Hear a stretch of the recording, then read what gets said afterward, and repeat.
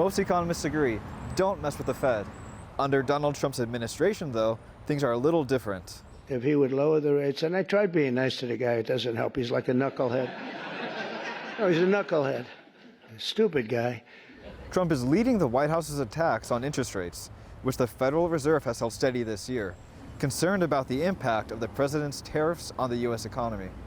Some of the highest-ranking cabinet officials are also attacking the bank's chair, Jerome Powell, with the Treasury Secretary calling for a review of the entire central bank. If you want a preview of what would happen if Trump were to fire the Fed chair, just look at the bond market. Long-term yields spiked following reports last week that the president was open to getting rid of him, while the dollar weakened and stocks dipped into the red, only to pull back some of those losses when Trump said he likely would not fire Powell. Are you completely ruling out the idea of firing Jerome Powell?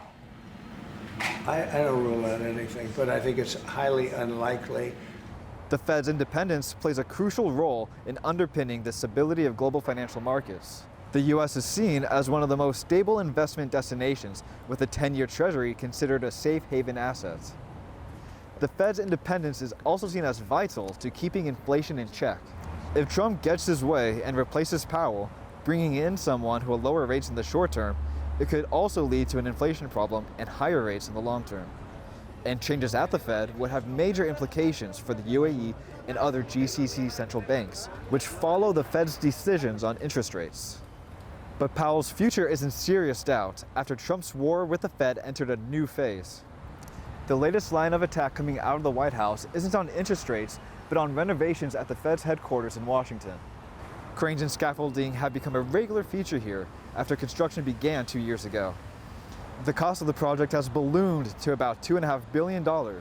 One Trump aide called it the Taj Mahal on the National Mall.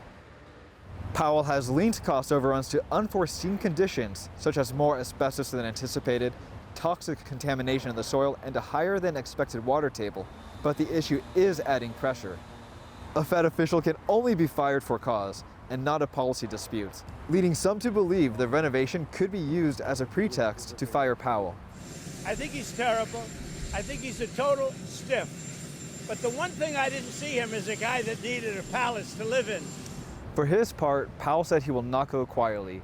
He plans to stay on as Fed chair until his term expires next year.